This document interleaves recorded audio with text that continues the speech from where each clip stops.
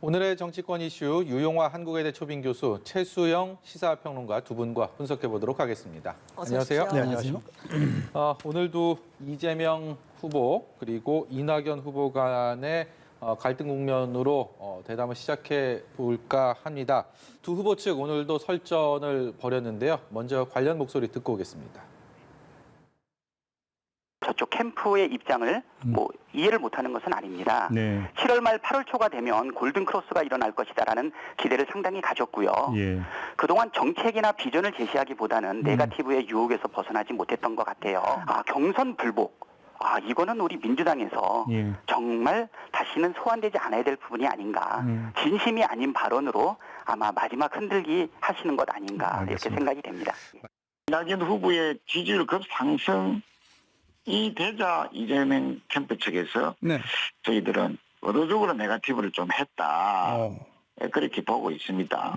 네. 이재명 캠프의 변화를 기대하고 있습니다. 네네. 다만 네거티브와 검증은 구별돼야죠. 당내 경선이 있는 이유 중에 하나가 네. 자질 검증을 해서 네. 본선 경쟁력을 점검하고 또 후보 중에서 본선 경쟁력이 가장 높은 후보, 리스크가 가장 적은 후보를 선출하는 그런 과정이지 않습니까? 예, 당연하죠.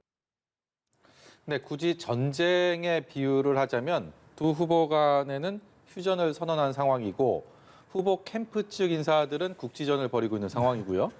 그래서 전면전으로 다시 재개될 가능성도 있다라는 관측이 조심스럽게 나오는 그런 분위기인데 글쎄 어떻게 앞으로 흘러가게 될까요? 이재명 지사가 네거티브 중단 선언을 했기 때문에 전면전까지는 가지 않을 것으로 좀 예상합니다. 그런데 이제 지난 과정에 대한 우리가 평가를 좀 해볼 필요가 있는데요. 이재명 지사와 이낙연 후보 간의 이 네거티브 공방으로 봤을 때 일단 이재명 지사 입장에서 봤을 때 네거티브 중단 선언을 했으니까요.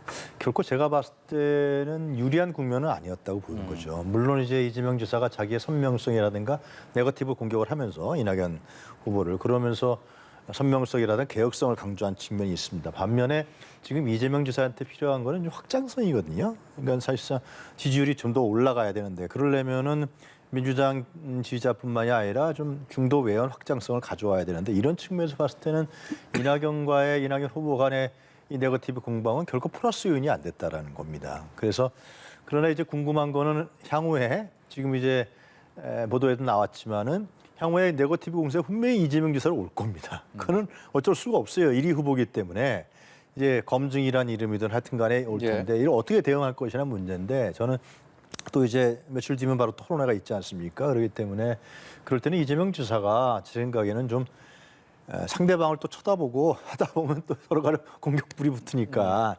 국민을 향해서 설명하고 진솔하게 답변하고 이렇게 가야 되지 않느냐. 그래야만 자기가 얘기한 네거티브 중단 선언이 좀 더 신뢰성을 가져갈 수 있다. 그래서 이제 이재명 지사는 좀 더 확장을 생각한다 그러면은 이재명의 길이 무엇인지, 이재명의 정치가 무엇인지 좀 뚜벅뚜벅 걸어가는 것이 더 필요하지 않을까 저는 그렇게 생각합니다.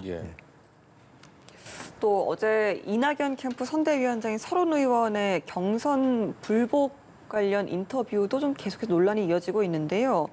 조금 전에 들으신 것처럼 이재명 캠프의 박찬대 의원이 불안감을 조성하려는 마지막 흔들기다 이렇게 또 말을 하기도 했고 또 어제 김두관 의원도 비난을 한 것에 관련해서 서른 의원이 이제 모독이고 협박이다, 거짓 프레임이다 이게 좀 반박을 하고 있거든요. 그러니까 서른 의원 입장에서는 이제 그 얘기를 한 거죠. 그러니까 이재명 후보가 되면 과연 우리가 받아들일 수 있느냐 했는데 이건 사실 어떻게 생각하면 해석여야에 따라서 조금 이제 그렇게 해석이 될 수 있는 발언이긴 하는데 사실 좀 확대 해석한 측면이 있는 거죠.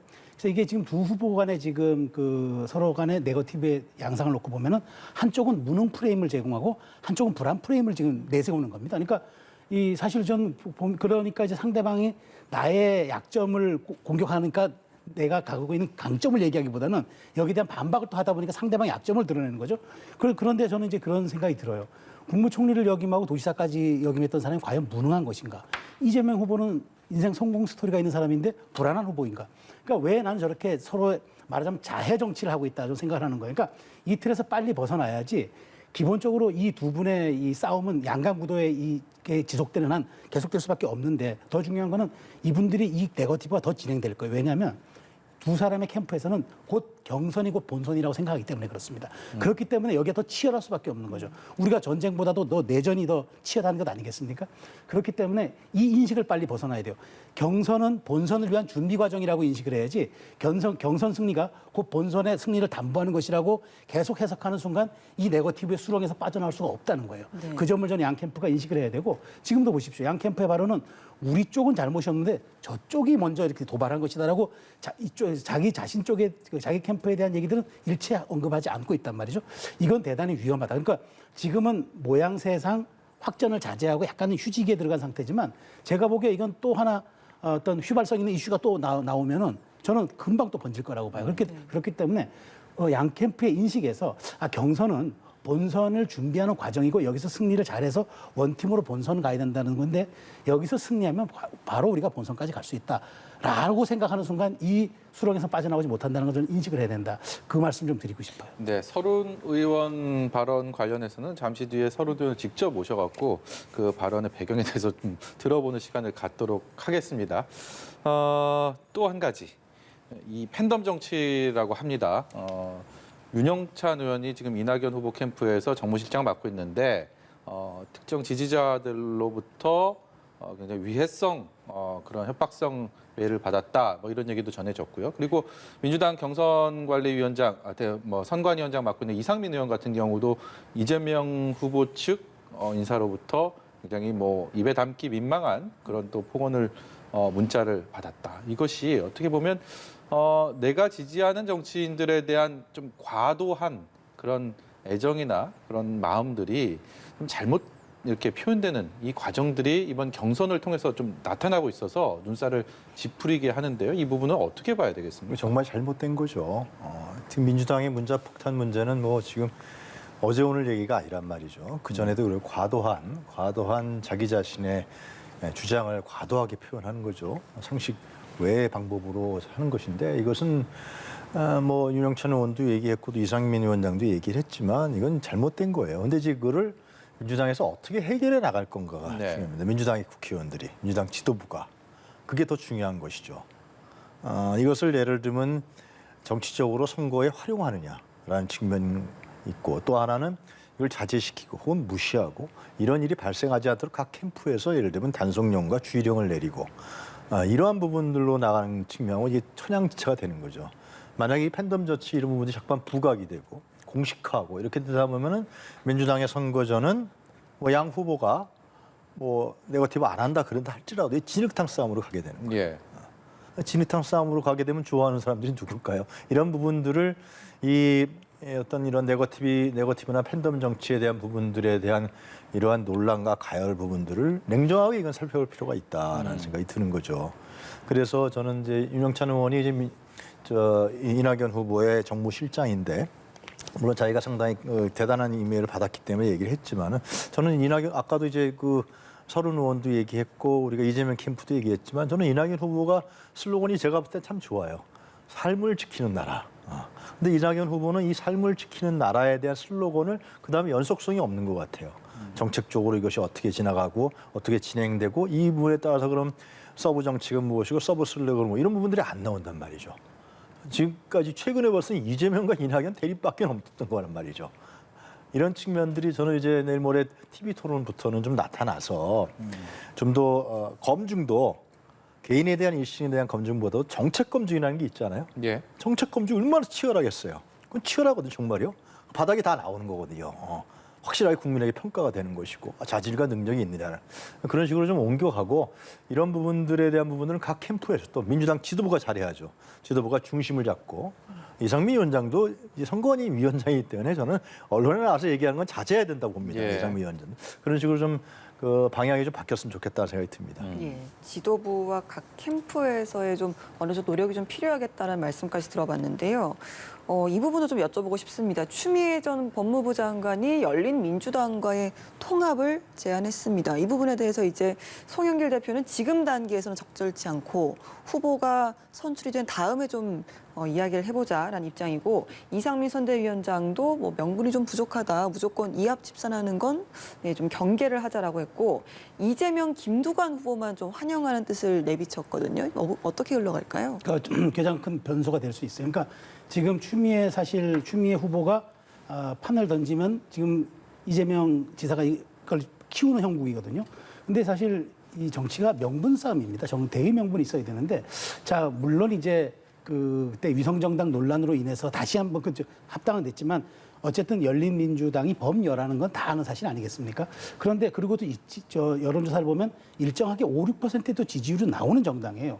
그런데 이게 합쳐지면은 여권으로서는 굉장히 좋을 수 있다라는 그런 생각 가질 수 있는데 이건 추미애 후보가 전략적 발언을 하는 것, 판을 흔드는 발언이죠. 지금 사실 양강 구도가 고착화됨에 따라서 추미애 후보 같은 경우는 이 균열을 낼 수 있는 뭔가의 이슈를 던져야 되는데 이걸 저는 던졌다고 보는데 그러나 지금 이쪽은 경선이 진행 중인데 그럼 열린민주당은 후보를 안 냅니까? 만약에 합당을 한다면은 어떤 식으로 다시 경선 규정을 바꿉니까? 그러니까 이 모든 것들이 설명이 잘 안 되는 부분들이 있어요. 그러니까 11월 달에 선출된 후보가 여기에 대한 책임을 지고 지금 뭐 국민의힘과 국민의당 양당 간의 협상도 지금 시간을 넘길 것이라는 예측도 나오고 있는 마당에 저는 이 부분에 대해서 즉각적인 말하자면 지금 당장에 합당을 해버리면은 송영길 대표 입장에서는 이거는 이합 집산에 불과한 거고 정략적 야합에 다름 아니다라는 야당과 국민의 특히 중도층에 대한 비판을 받을 수가 있어요. 중도층은 이 강성 정당이 합쳐버리면은 그 다음에 민주당의 정체성에 대한 문제를 제기할 수도 있는 이야기거든요. 그렇기 때문에 이 부분은 사실 지금 어찌 보면은 추미애 후보는 전략적으로 이 판을 흔드는 카드를 하나 던진 것으로 봐야 되고 이재명 후보는 자신이 더 강성 지지층 혹은 선명한 어떤 그 정치를 요구하는 그 지지층의 흡수를 바라는 차원에서 받아들인 게 아마 전략적 판단이 큰 것 같아요. 네. 그런 점에서 놓고 본다면 저는 이거는 단지 변수는 될 수 있으나 제가 보기에는 당장 이것을 현실화시키기에는 동력도 부족하고 명분도 좀 부족하다. 결국 11월 후보가 선출된 다음에 이 부분이 아마 대단히 중요한 야권 통합이 아니라 여권 통합의 이슈로 작용할 가능성이 매우 크다 생각합니다. 당장 합당 가능성보다는 경선용 좀 전략적 발언이다라고 하셨는데 교수님 동의하시나요? 이 열린민주당과의 관계는 사실상 방향도 상당히 유사하고요. 그리고 개혁 방향도 상당히 유사하기 때문에 제가 봤을 때는 지금 거론이 안 되더라도 아마 이제 대선이 가까울수록 거론이 될 겁니다. 지지자들 사이에서 얘기가 나올 겁니다. 열린민주당 지지자들과 민주당 지지자들이. 이상민 위원장이 얘기한 것처럼 이합 집산이라는 얘기는 제가 이건 틀렸다고 생각이 들고요. 그래서 그때 이제 통합을 할 것인지 아니면 연대를 할 것인지 어떤 방식으로 결합할 것인가는 아마 자연스럽게 나오지 않겠냐. 근데 지금 자꾸 얘기 나오면은 후보들 간의 의견 차이를 볼 수 있는 거니까 그 정도 수준에서 마무리되지 않을까 생각합니다. 예. 이번에 국민의힘 얘기 좀 해보겠습니다. 국민의힘뿐만이 아니고 사실 정치권의 선거 때 되면 각 캠프의 이른바 새 과시, 얼마나 우리 캠프의 몸집이 크느냐 이걸 가지고 현재 위치를 좀 판가름하는 것이 과거의 정치였다면 지금 코로나19라는 좀 특수한 그런 상황 때문에라도 이번에 좀 선거 풍토가 좀 바뀌지 않을까 이런 생각들을 하긴 했는데 그럼에도 불구하고 윤석열 캠프가 단연 현재 보수 야권에서는 이 몸집이 커가는 그런 모습입니다. 오늘도 정책자문단 42명이나 발표를 했는데 현재 보수 야권의 이른바 이 어떤 각 캠프별로 새 분리기 상황들은 어떻게 진단하고 계십니까? 그러니까 윤석열 총장이 전격 입당할 때 한번 상황을 되돌려 보시면은 윤석열 총장이 자기 지지율이 조금 조정될 때 전격 입당했어요. 지도부랑 상의도 안 하고. 그 배경에는 절반에 가까운 의원들의 서명과 또 절반에 가까운 당협위원장들의 서명이 있었단 말이죠. 그러니까 그 힘을 믿고 들어가서 내가 경선을 가더라도 굳이 분리하지 않겠다는 판단을 가지고 판을 흔든 것 같아요. 그런데 지금 그러다 보니까 윤석열 총장 쪽으로 정치에 쏠림이 있는 건 당연하죠. 우리가 정치 현실에서 이거는 어쩔 수가 없는 거죠. 그러니까 우리가 선거를 이야기할 때 밴드웨건과 언더독 효과가 있다고 얘기하지 않습니까? 밴드웨건 앞서 나가는 강자가 더 거기에다 힘을 얻는 그런 방식이고 언더독은 약자에게 쏠리는 그런 심리를 이야기하는 건데 어찌됐건 지금 국민의힘에서는 지금 새 싸움이 벌어진 거죠. 윤석열 총장이 좀 앞서 나가니까 최재형 원장이 뒤따라가고 심지어 유승민 의원조차도 중수청이라는 그 말로 자기를 표현하지 않았어요? 중도와 수도권과 청년을 자기는 아우르는 캠프를 구성하겠다 해서 중수청이라고까지 했는데 지금 홍준표 의원도 비난하지만 홍준표 의원도 자꾸 지금 영입해요. 조경태 의원이라든가 또 다른 분들도 영입하는데 결국엔 저는 이게 새싸움이라기보다는 이게 정치라는 게 자기의 어떤 신념을 실현하기 위해서는 당연히 어떤 계파를 형성해가지고 가는 건데 이것을 구태 정치다, 세불릭이다. 저는 어쨌든 경선이 끝나면 다 원팀이 돼야 되는 거 아니겠습니까? 예. 다만 윤석열 총장 입장에서는 당내 기반이 없는 상태에서 현재 경선 룰 구도는 당원 50과 여론조사 50이기 때문에 당원에서도 내가 힘이 있다. 여론조사뿐만 아니라 힘이 있다는 걸 보여주기 위해서 아마 계속 확대해 나갈 것 같아요. 거기에 맞춰서 이제 최재형 원장이라든가 다른 분들도 함께하는 것 같은데 저는 이것은 어쨌든 뭐 세불리기 혹은 뭐 줄 세우기 이런 논란으로 보기보다는 자연스럽게 정치권의 뭐 당연한 자기 세력화 도모를 통한 경선 승리를 위한 어쨌든 50%의 당원 확장성을 가지기 위해서는 해야 되지 않겠습니까? 그런 점으로 놓고 본다면 이제 시작이다. 네. 이제 시작이고 좀 더 앞으로 본격화될 가능성이 대단히 높다. 이렇게 전망합니다. 근데 이 점은 그 국민의힘의 과거 정당의 역사를 봤을 때 소속된 의원들이 상당히 불안감과 공포감을 가질 수 있는 부분이 있어요. 그건 왜 그러냐면 공천과 사실상 직결됐습니다. 과거에 예를 들면 YS가 잡았을 때는 민정계를 완전히 공천에서 배제를 했고요. 그 이후에도 예를 들면 이해창 잡았을 때는 YS를 완전히 공천에서 완전히 배제했거든요.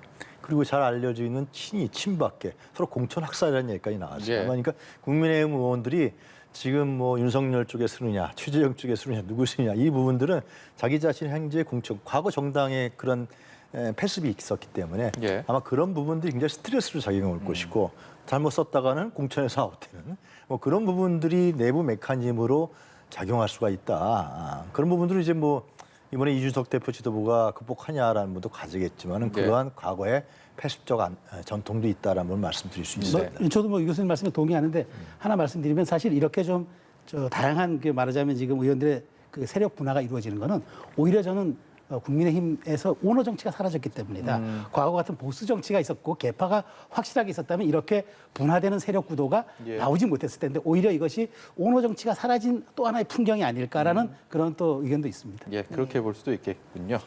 네, 윤 전 총장이 뭐 지금 야권에서는 각종 여론조사에 선두를 달리고 있지만 최근에는 좀 이딴 설화로 하락세를 또 보이고 있습니다.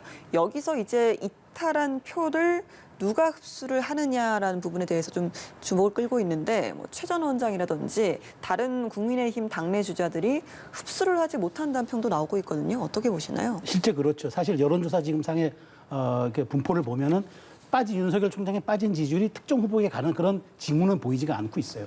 저는 이제 이걸 어떻게 보느냐. 그러니까 사실 윤 전 총장이 굉장히 그동안 장점으로 부각됐던 게 약점화돼 있거든요. 그러니까 사적 영역에서 본다면은 말 잘하고 재미있게 얘기하고 솔직하고 소탈하고 이렇게 평가할 수 있는데 공적 영역에 와버리고 더군다나 이것이 대선 후보급 발언으로 와버리면 그다음에 평가와 검증의 시간에 들어갈 수밖에 없는 거란 말이죠. 지금 그게 오히려 약점이 되고 있는 거예요. 예. 그런데 이제 어쨌든 정권 교체에 대한 여론조사 지수들은 또 뭐 40% 50%대가 나오기 때문에 지금 여기서 빠진 지지율이 과연 윤 총장에 대한 정체성을 평가하면서 유보한 것 같아요.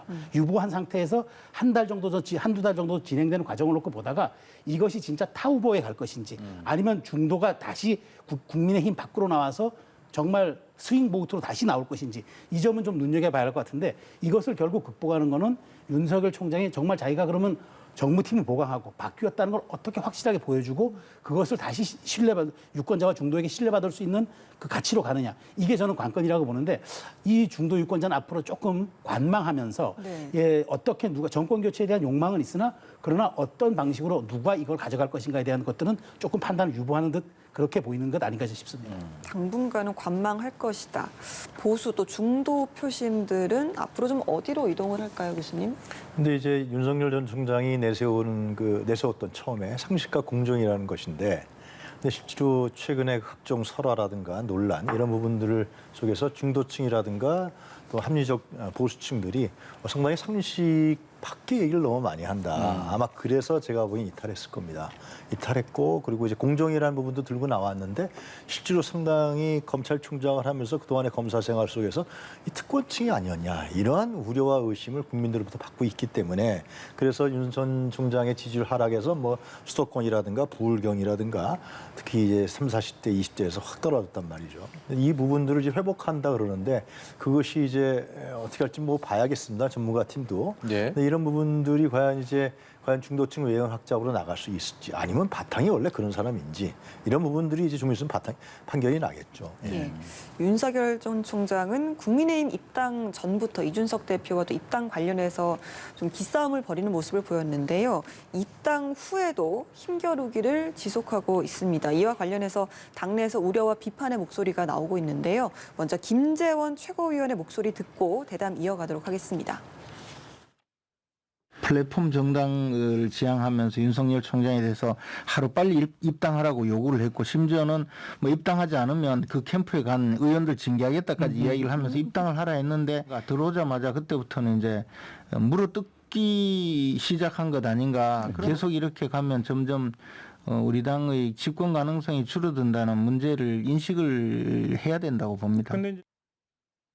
네, 윤 전 총장 입당과 관련해서 야권 경선 버스 출발 전부터 일단 최 전 원장도 그렇고 빠른 입당이 이루어지면서 좀 순조롭게 진행이 되지 않을까라는 관측이 있었는데 정작 입당도 그렇고요. 또 환영식부터 여러 마찰을 보이면서 이렇게 우려를 좀 낳고 있는 것 같습니다. 어떻게 보십니까? 저는 이준석 대표가 굉장히 우려도 있고 기대도 많았지만 어쨌든 잘 적응해 간다고 봤는데 다만 경선 관리자로서의 문제는 조금 저는 짚어야 된다고 생각을 합니다. 왜냐하면 이준석 대표가 만일 예를 들어서 그 후보들이 좀 부족하다고 느낀 이야기들이 있으면은 그건 사적으로 해야 돼요. 그런데 이거를 공개석상에서 얘기해버리면 대표가 경선 관리를 하는 게 아니라 경선에 본인이 주인공처럼 비춰질 수 있단 말이죠. 이것 굉장히 주의해야 되는데 대표는 방향을 잡아주는 얘기를 해야지 본인이 여기에 대해서 감나라 배나라 얘기하는 건 사실상 이거는 경선 공정 관리에 자꾸 위반되는 겁니다. 그러니까 후보들의 장점과 후보 장점을 극대화시키고 원하는 공간을 만들어주는 것이 대표의 그것이 역량인데 이준석 대표는 조금 그런 역량을 넘어서 본인이 자기 정치를 할 수 있다라는 약간 오해를 줄 수 있게끔 지금 그 언행이 있어요. 그렇기 때문에 자꾸 마찰이 보여지는데 그러다 보니까 저는 별것 아닌 것들도 자꾸 당 밖에서는 이것이 굉장히 큰 파열음처럼 비춰지고 있는데 전 이 대표는 이 점을 조금 주의해야 될 것 같고 좀 세심한 리더십을 해야 될 것 같고 왜냐하면 결국엔 어떤 당이 플랫폼 역할은 하지만 정권이 교체하거나 정권을 찾아오거나 하는 것들은 결국 대선 후보가 주인공이 될 수밖에 없는 현실이거든요. 그렇기 때문에 그걸 좀 세심하게 해야 될 것 같고 세심한 리더십이 필요하고 또 윤석열 후보라든가 최재형 후보 같은 사람들은 본인들이 자꾸만 몸집이 크다고 생각하지 말고 그러면 공정과 정의를 이야기한 사람들이 왜 여기서는 자신들이 특별 대우를 받아야 하는 것처럼 말은 안 하지만 비춰지는 이 이미지도 굉장히 중요한 것들이거든요. 여기에 대한 본인들의 사실 성찰의 시간도 좀 필요하다. 이 두 가지가 결국은 보완이 될 때 국민의힘의 경선이 조금 좀 파열음을 덜 가지면서 후유증을 덜 남기는 쪽으로 가지 않을까 싶어요. 저는 조금 생각이 다른데요. 지금 이제 당의 중진들이라든가 윤석열 캠프 자꾸 늦추자는 거 아니에요? 당 토론회도 18일에 하자 그러는데 그걸 경선 준비해서 하느니 안 하느니 뭐 김재원 최고 같은 경우도 그 자격이 있냐 없냐. 저는 그거는 뭐냐면 윤석열 후보가 아주 준비가 덜 돼 있거든요.